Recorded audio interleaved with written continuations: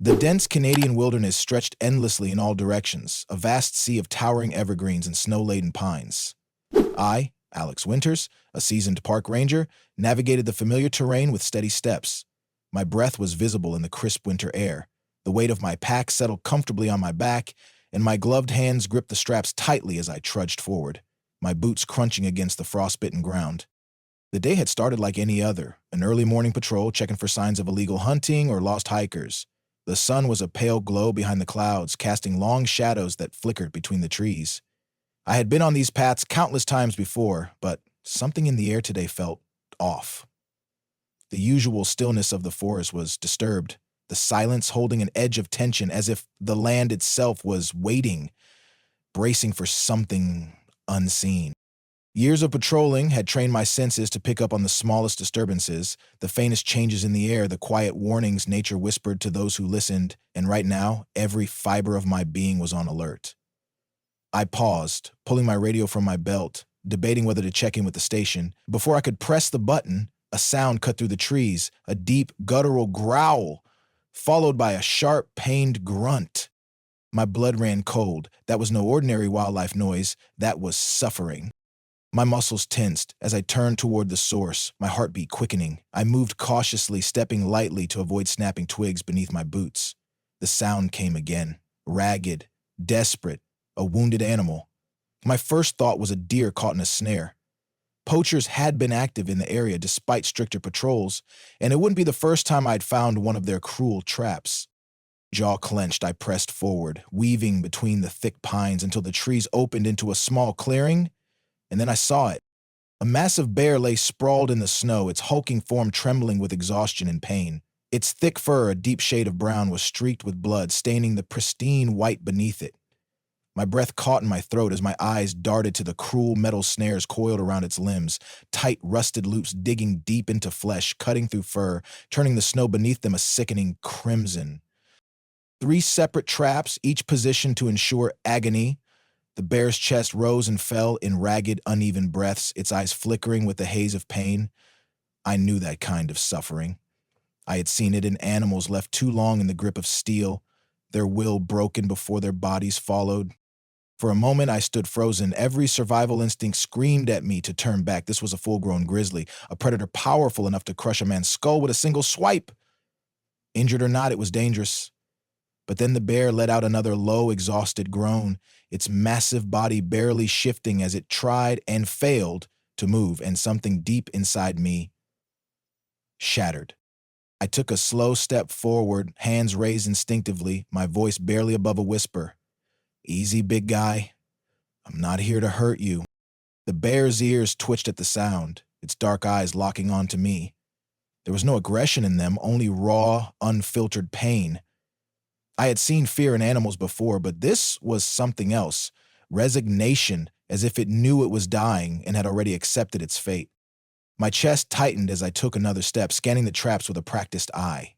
The first one, looped around the bear's front leg, was a heavy-duty snare designed for large prey, its coiled wire biting deep into the thick muscle. The second was wrapped around its hind leg, restricting movement. The third, my stomach twisted, was the worst, a brutal jaw trap clamped over the bear's other front paw, its serrated edges buried into flesh, the rusted metal soaked in fresh blood.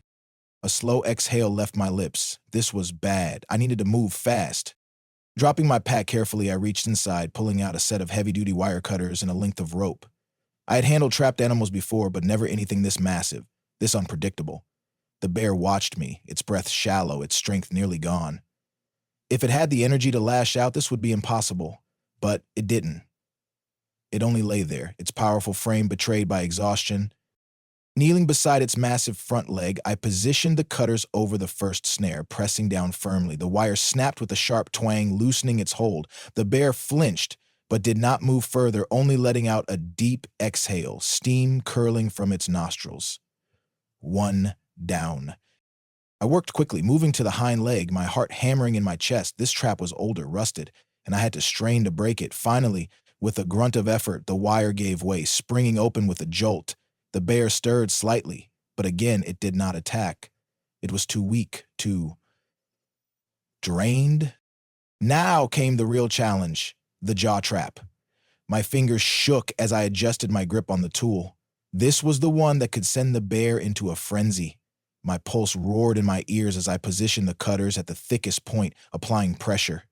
The metal resisted, but I pressed harder, sweat forming beneath my collar despite the cold. Then, with a sharp snap, the jaws loosened. The bear let out a deep, guttural groan, its massive body jerking slightly before going still. I sat back, my breath coming in short gasps. The job was done. The bear was free. But the damage had been done. Deep wounds, exposed muscle, and the undeniable signs of infection. If left alone, it wouldn't survive. I should leave. I had done what I could. But as I met the bear's gaze once more, something unspoken passed between us, a silent plea, a flicker of trust. I reached for my radio. "Base, this is Winters. I have an emergency." My voice was steady, unwavering. I glanced at the bear again, watching its massive form rise and fall with each slow breath. "I need a wildlife rescue team out here. We've got a wounded bear and I'm not leaving it." I sat back on my heels, the cold seeping through my pants as I studied the bear before me. It remained still, its massive body rising and falling in slow, labored breaths, the pain evident in every shudder. The open wounds where the traps had dug into its flesh bled sluggishly, and I knew infection had already begun to set in. My grip tightened on the radio. The static crackled in response. Then a voice broke through. Sarah, my supervisor at the station. "I say again, did you say a wounded bear?" I exhaled sharply, keeping my eyes locked on the animal. "Yeah, big one. Been caught in multiple traps. I freed it, but it's in rough shape. If we don't get help soon, it won't make it." The radio was silent for a moment, then Sarah's voice returned, lower, more serious. "Damn poachers. We'll send the wildlife team your way. Hang tight." I clipped the radio back to my belt, my breath fogging in the crisp air. Hang tight! Easy to say, not so easy when you were sitting mere feet from a bear that could wake up at any moment and decide you were the enemy. But the longer I looked at it, the less fear I felt. The bear's eyes remained half-lidded, dark and glassy, its strength all but gone. Something about it tugged at me in a way I couldn't quite explain. I moved slowly, reaching into my pack again. First, bandages. I wasn't a vet, but I had basic first aid supplies, and it was better than nothing. I tore strips of gauze and wrapped them carefully around the worst wounds, working swiftly but cautiously. The bear flinched only once, letting out a low rumble that sent a ripple of tension through my body. I froze, hands hovering, but the bear didn't lash out. Instead, it simply let out a long, exhausted sigh, its muscles relaxing once more. The trust was fragile, but it was there. Minutes stretched into an hour. The forest was eerily silent, the usual distant calls of birds and rustling of small creatures absent, as if the wilderness itself was holding its breath. I shifted, rubbing my hands together for warmth, my fingers stiff from the cold. I had expected the rescue team by now, but the deep woods made radio signals unreliable, and I had no way of knowing how far out they were. I glanced back at the bear. It was watching me now, not in a predatory way, but in a way that felt almost aware. As if it was trying to understand me just as much as I was trying to understand it.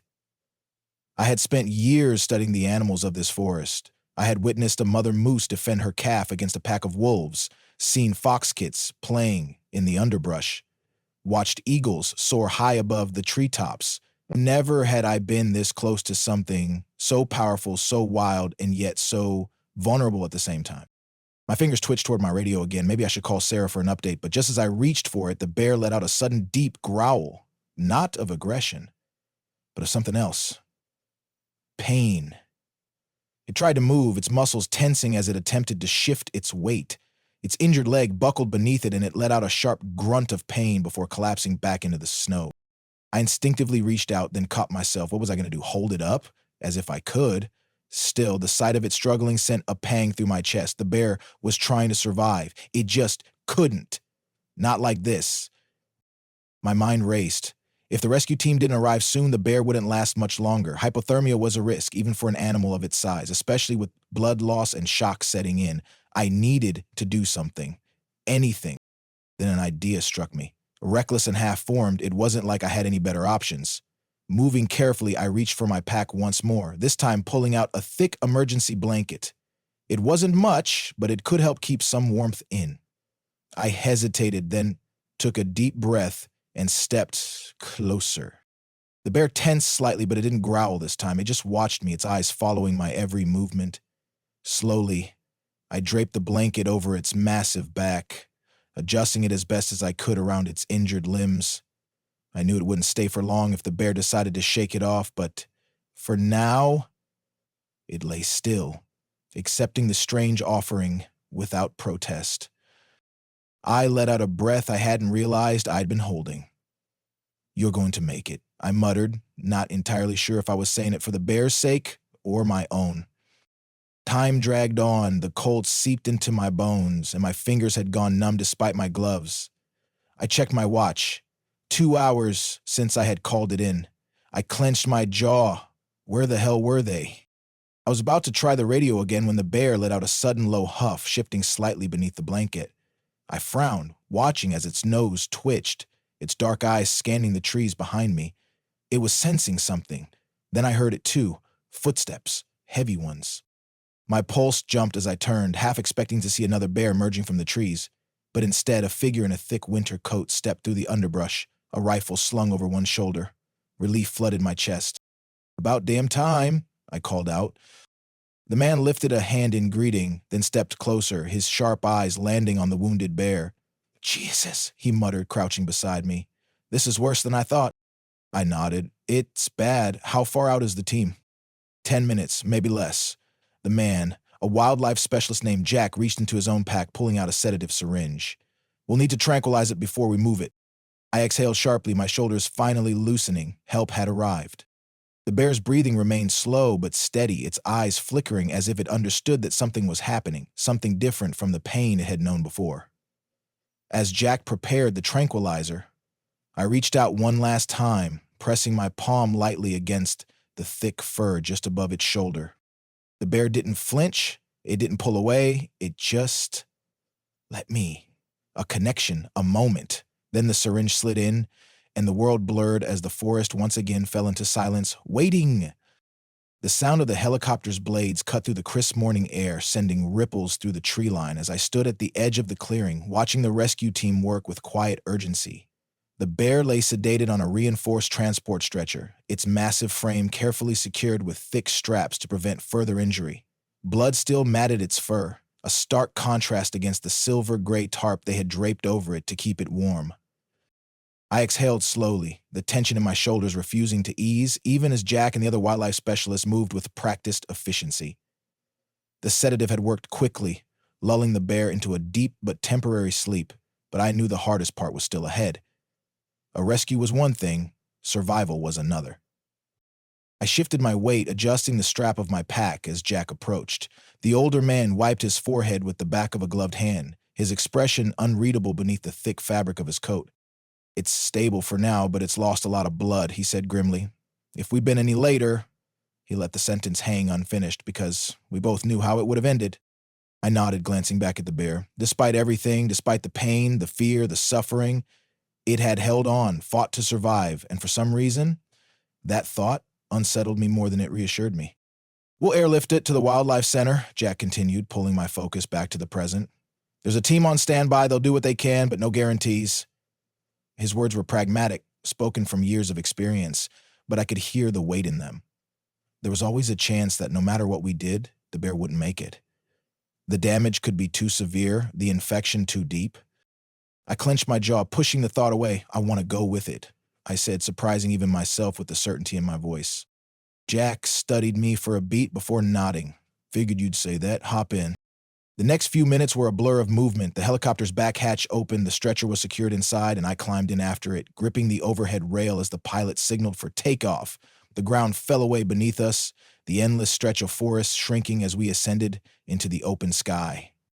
I kept my gaze on the bear, watching the slow, steady rise and fall of its massive chest. It was still breathing. Still here? That was all that mattered, for now. The flight was turbulent, pockets of wind shaking the aircraft as we soared over the landscape, but I barely noticed. My mind was a tangled mess of thoughts, running in loops I couldn't seem to break. I had encountered injured animals before, rescued more than I could count. But this was different. This wasn't just a wounded creature in need of aid. There was something else at play, something unspoken in the way the bear had looked at me, the way it had allowed me to help, to touch it, to stand so close without a trace of fear. A wild animal should have seen me as a threat, yet somehow it hadn't. The helicopter landed smoothly on the rooftop helipad of the Wildlife Center, and within seconds, the team was in motion. I jumped down, following as the stretcher was wheeled through the facility, past sterile white walls, and into a large medical bay designed for treating large animals. The head veterinarian, Dr. Elena Reyes, was already waiting, her team prepped and ready. "Vitals?" she called as they maneuvered the bear onto the examination table. "Stable but weak," Jack answered, unclipping the straps. "Severe lacerations from multiple traps, possible infection." Reyes nodded, her eyes scanning the bear's massive form. "All right, let's get to work. We need to clean these wounds, start antibiotics, and assess for internal damage." I stepped back, suddenly feeling out of place in the sterile environment. This was their domain now, their expertise. But as I turned to leave to let them do what they needed to do, Dr. Reyes caught my eye. "You're the ranger who found it?" she asked, her voice sharp but not unkind. I nodded. "Yeah, I couldn't—" Dr. Porter's expression softened slightly. "You did good. We'll take it from here. Why don't you get some rest? This might take a while." John hesitated, his gaze drawn back to the bear. It looked smaller somehow, more vulnerable under the harsh lights of the medical bay. But he knew there was nothing more he could do now. With a heavy sigh, he nodded and made his way to the waiting area.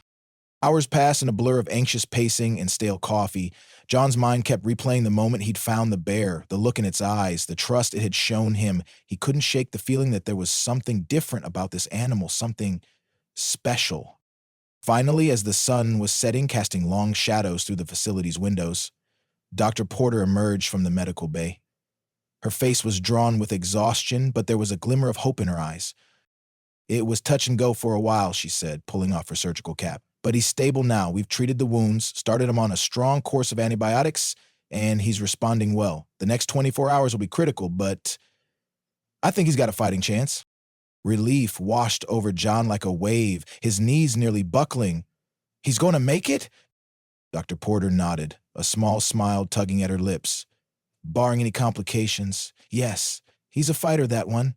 And he had you to thank for getting him here in time." The days that followed were a roller coaster of emotions. John found himself unable to leave the Wildlife Center, spending every free moment by the bear's enclosure. He watched as the massive animal slowly regained its strength, its wounds healing, its eyes growing brighter with each passing day. The staff began to call the bear Miracle, a name that stuck despite John's half-hearted protests, but deep down, he knew it fit. What had happened in that forest clearing, the connection he'd felt with this wild creature, it defied explanation.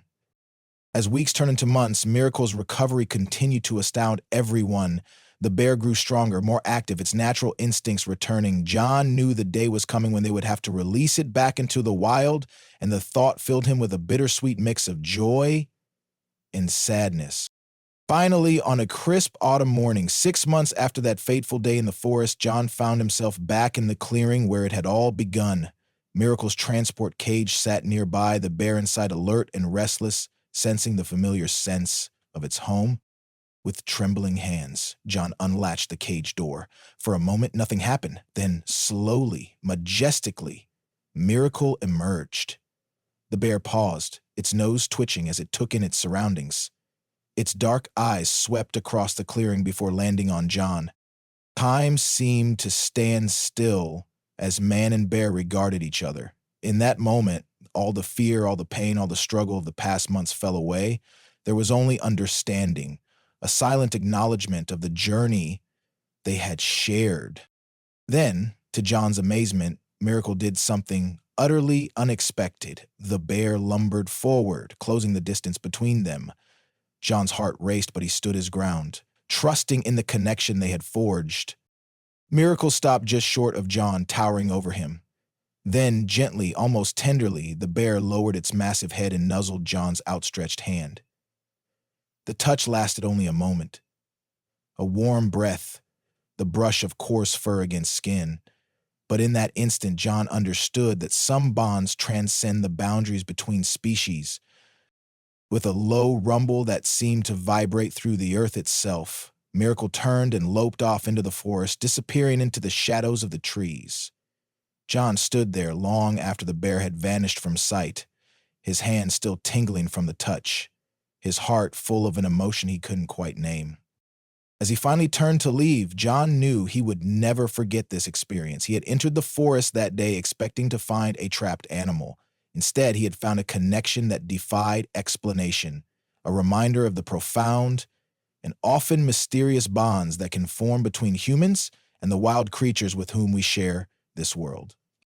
Miracle Story would be told and retold, a testament to the resilience of nature and the unexpected miracles that can occur when compassion meets courage in the heart of the wilderness.